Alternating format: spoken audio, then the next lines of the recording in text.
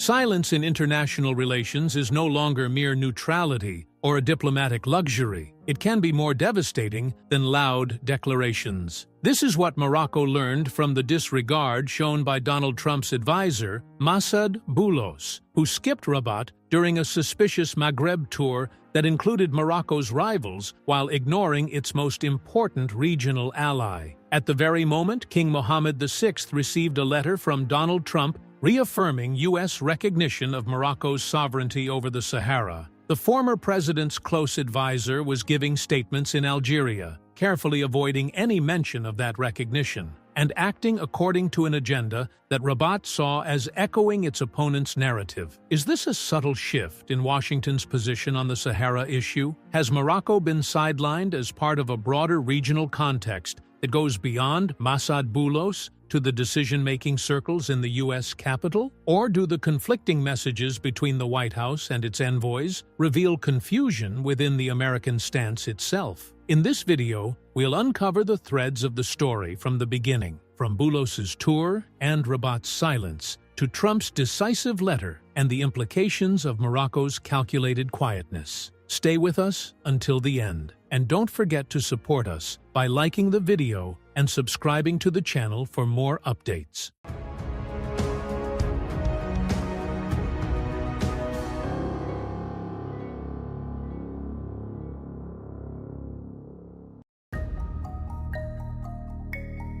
In a scene that sparked wide debate, Massad Boulos, senior advisor to former U.S. President Donald Trump on North African affairs, launched his Maghreb tour in the spring of 2025, visiting several North African capitals. He stopped in Tunisia and Libya before ending his trip in Algeria, deliberately or not, skipping Morocco's capital, Rabat, which for decades has been a central pillar of North African stability and a key player in the Sahara issue, a top priority in Moroccan-American relations. Morocco's absence from the tour was not a minor diplomatic detail. The trip had been announced and planned since April and covered political, economic, and security files touching the heart of regional balances. This unexplained exclusion was quickly noticed by Moroccan and international media, which widely interpreted it as a politically charged signal that went beyond protocol or logistics. Given the ongoing tensions over the Western Sahara, Boulos's decision to bypass Morocco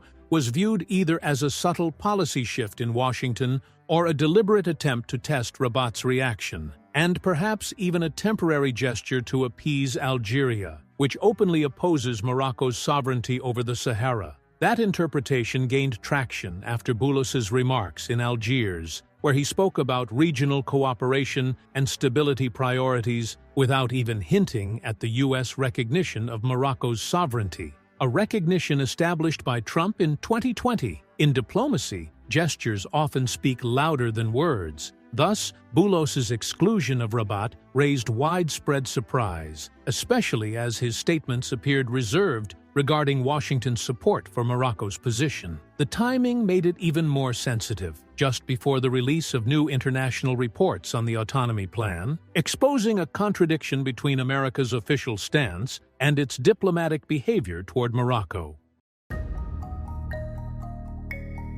Morocco's response was not loud, nor did it come through fiery statements or media attacks. Instead, Rabat chose a far more effective diplomatic approach: deliberate silence. The Moroccan Ministry of Foreign Affairs issued no official comment on Boulos's decision to skip the kingdom, nor did it attempt to welcome him or explain his absence. Yet this silence was loaded with meaning, sending a strong political message that Morocco refuses to compromise on its territorial integrity. Well-informed diplomatic sources in Rabat confirmed that the decision not to receive Boulos was deliberate, a calculated response to what was perceived as a deviation from the official U.S. line. His remarks in Algeria, avoiding any reference to Morocco's sovereignty, were seen as a disguised retreat or a subtle softening of Washington's stance, which has officially remained unchanged since Trump's recognition in December 2020. This Moroccan silence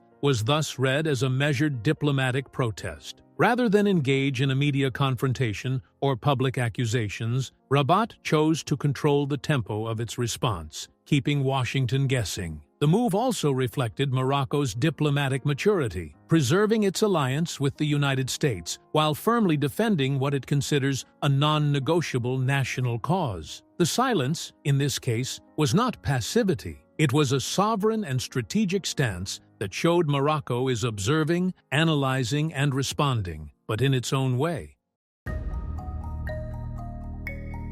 On August 2, 2025, former U.S. President Donald Trump sent an official letter to King Mohammed VI on the occasion of the 26th anniversary of the Throne Day. This message, signed by the man who had reshaped the international equation by recognizing Morocco's sovereignty over the Western Sahara in December 2020, was far more than a mere ceremonial greeting. It carried precise political undertones that went beyond traditional diplomatic niceties. In his letter, Trump reaffirmed that the United States remains committed to its full recognition of Morocco's sovereignty over the Sahara, stressing that the autonomy plan proposed by Rabat in 2007 is the only realistic and viable solution to the conflict. In a gesture reflecting the depth of bilateral relations, Trump described Morocco as a major non-NATO ally, emphasizing that the security, trade, and military partnership between Rabat and Washington has become a pillar of stability in North Africa, particularly amid the security challenges in the Sahel region.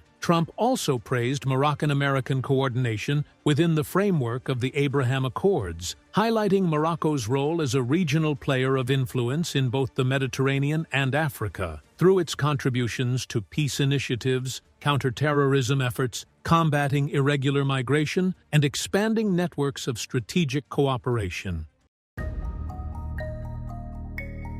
Despite the strong political weight of Trump's letter, the behavior of Massad Boulos, the presidential advisor, during his Maghreb tour exposed a worrying gap between official U.S. rhetoric and the on-the-ground actions of some Washington representatives. While Trump had once again voiced his clear support for the Moroccan autonomy proposal, Boulos excluded Rabat from his tour, which included Tunisia, Libya, and Algeria, without offering any public explanation. This fueled legitimate questions about internal consistency within the U.S. position on Western Sahara sovereignty. It is important to note that Morocco's anger following this tour was not a coincidence or a misunderstanding, but a reaction to a clear disconnect between the strategic orientations expressed by the White House and the actions of some of its envoys. During his visit to Algeria, Boulos made no reference whatsoever to U.S. support for Morocco in the Sahara dispute, a silence seen as an unjustified deviation from the political line set by Trump and reaffirmed later by Secretary of State Marco Rubio.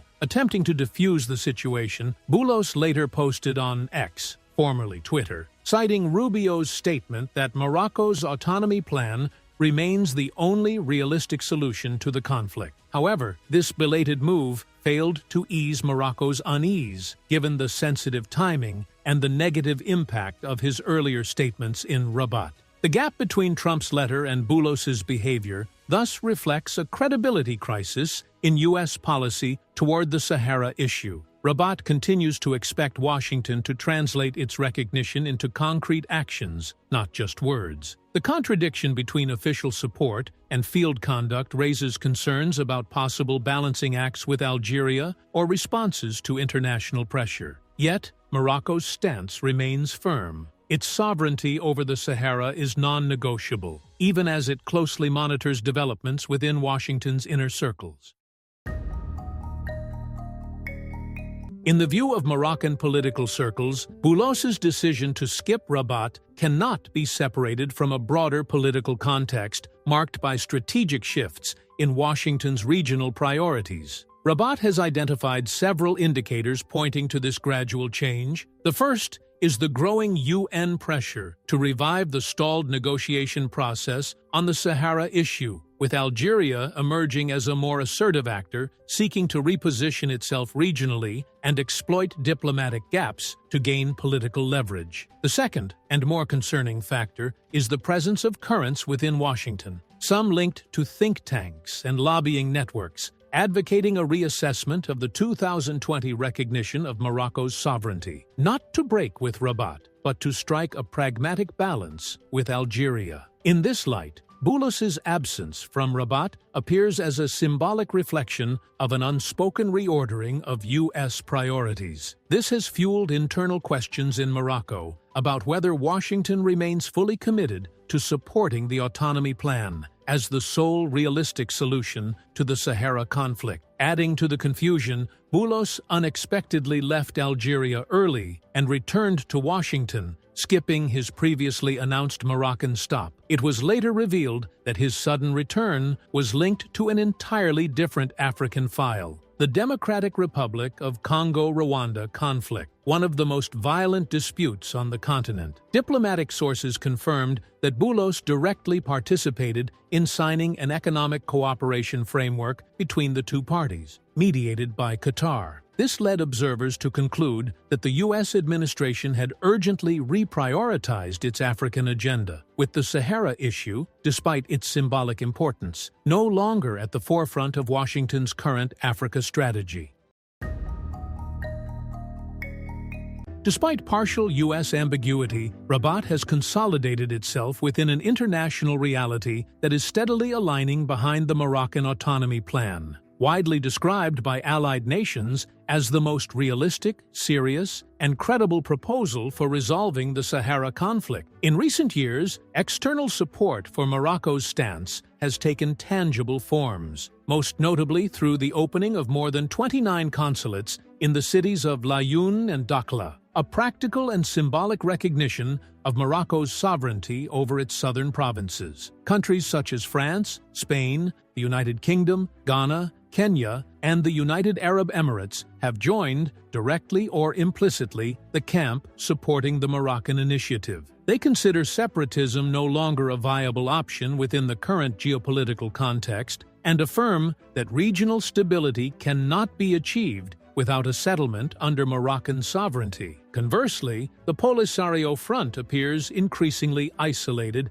and politically fragile, surrounded by shifting international dynamics that have eroded its diplomatic influence. Recently, discussions within U.S. policymaking circles have intensified regarding the possible designation of the Polisario as a foreign terrorist organization, FTO, following intelligence reports warning of its links to arms trafficking networks and illicit recruitment operations across the Sahel region. All these developments indicate that global momentum is moving decisively in favor of Morocco's sovereignty over the Sahara. Even if U.S. engagement fluctuates temporarily, Morocco's diplomatic resilience now serves as a real shield against any attempt to undermine or reverse its hard-won gains.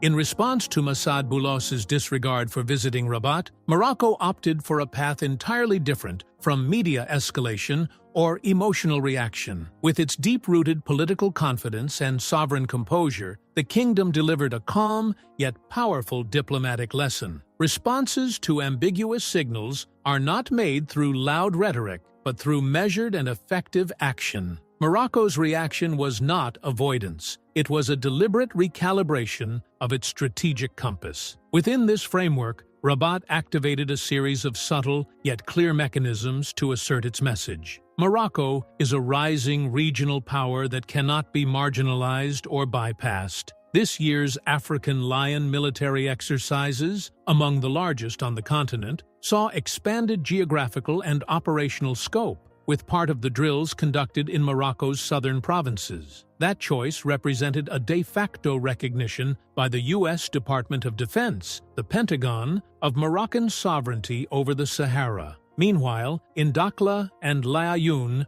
Morocco continues to implement major development projects in infrastructure, renewable energy, ports, and phosphates in partnership with U.S. investment institutions and Israeli and French technology firms under the framework of the Abraham Accords, which solidify Morocco's role as a strategic regional actor. Moreover, U.S. investments in Morocco's southern regions highlight that American support extends beyond political recognition into real economic and technological partnerships, weakening the counter-narratives promoted by the Polisario and its backers. Rabat has also intensified coordination with Washington and Tel Aviv in strategic fields such as cyber defense, artificial intelligence, and drone technology, reflecting a deep level of trust among the three partners. At the same time, France has maintained its political backing for the autonomy plan and strengthened its security cooperation with Morocco. All these moves have been conducted quietly and diplomatically, away from public grandstanding, because Rabat understands that the true test is not recognition itself, but its tangible and developmental translation on the ground.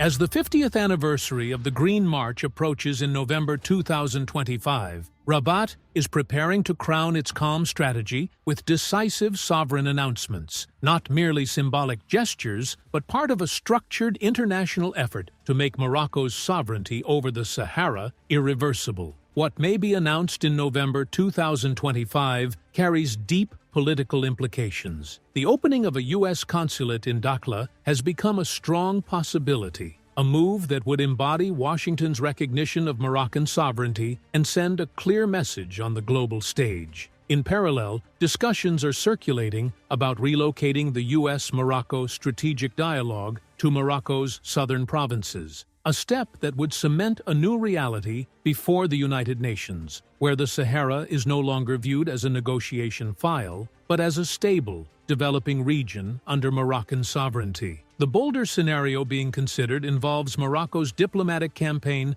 to push the United Nations to formally endorse the autonomy plan as the sole reference framework for resolving the conflict. None of this is happening in a vacuum. It reflects a long-term strategic vision rooted in the understanding that recognition is not demanded. It is earned through patience, investment, and strong alliances. Today, Morocco stands not merely as a U.S. partner, but as a cornerstone of regional stability in Africa, the Atlantic, and the Mediterranean. In the end, Morocco's response to Massad Boulos's disregard came through effective diplomatic silence, one that reinforces the autonomy initiative and reaffirms that sovereignty over the Sahara is an irreversible path. While Washington reshuffles its regional priorities, Morocco continues to strengthen its position as a trusted ally, one that creates realities on the ground rather than settling for statements. And with that, we reach the end of today's video. Don't miss the chance to stay updated. Subscribe to the channel and activate the notification bell to receive all our latest content.